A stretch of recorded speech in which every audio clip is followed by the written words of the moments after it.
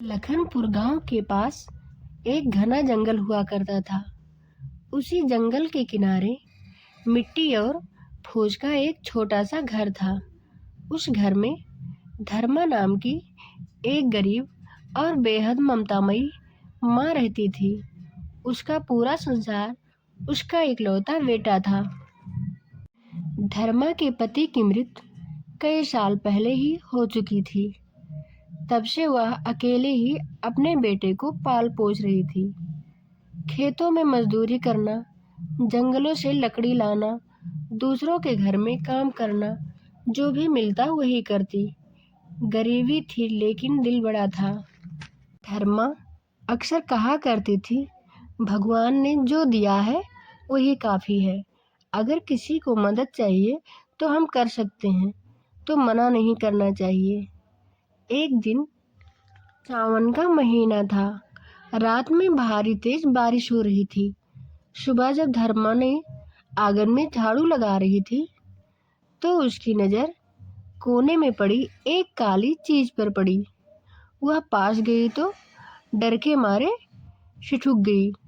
वहाँ एक बहुत बड़ा सा सांप पड़ा था। उसका शरीर जख्मी था। शायद बारिश में किसी पत्थर से टकरा गया था या किसी ने उसे मारने की कोशिश की थी। सांप हिल भी नहीं रहा था। धर्मा ने शोर मचाया। आसपास के लोग इकट्ठा हो गए।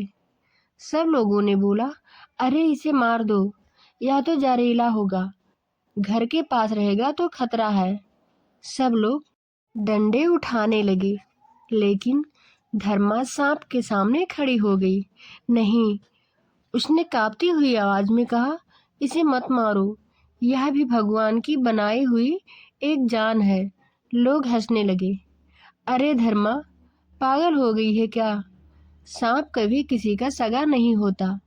धर्मा बोली, आज अगर यह कमजोर है तो हमें ताकत दिखाने का हक नहीं है। अगर मारना होगा तो भगवान मारेगा। लोग सिर हिलाते हुए चले गए। धर्मा बहुत हिम्मत करते हुए सांप के पास कटोरी में दूध रखा। पहले तो सांप ने कोई प्रतिक्रिया नहीं दी, लेकिन थोड़ी देर बाद उसने धीरे धीरे दूध पी लिया। अगले कई दिनों तक धर्मा रोज उसे दूध देती, उसके घाव पर जड़ी बूटियां लगाती। मोहन डरता था, माँ अगर सांप ने काट लिया तो? माँ मुस्कुराकर बोली, बेटा, जिसने किसी की जान बचाई हो वह जान नहीं लेता। धीरे धीरे सांप ठीक होने लगा।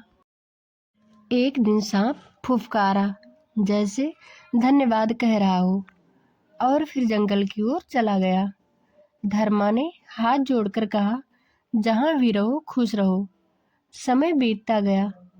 मोहन बड़ा हो गया। वह समझदार और मेहनती लड़का था। माँ बेटे की जिंदगी सादगी से चल रही थी। एक दिन गांव में अकाल पड़ गया। काम मिलना बंद हो गया। मोहन ने जंगल के रास्ते उस पार शहर जाकर काम करने का फैसला किया। धर्मा की आंखों में आंसू थे, लेकिन उसने बेटे को नहीं रोका।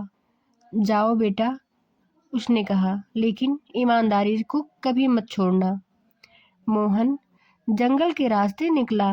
रास्ता लंबा और अनजान था। जंगल के बीच में अचानक अंधेरा घिरा हुआ मोहन रास्ता भटक गया। चारों ओर अजीब आवाजें आ रही थी। उसे डर लगने लगा। तभी झाड़ियों में हलचल हुई। मोहन का दिल जोर जोर से धड़कने लगा, और तभी एक विशाल काला सांप उसके सामने आ गया।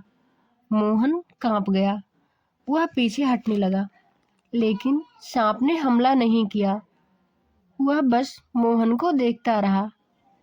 उसकी आंखों में अजीब सी पहचान थी। फिर सांप मुड़ा और आगे बढ़ने लगा, जैसे संकेत दे रहा हो।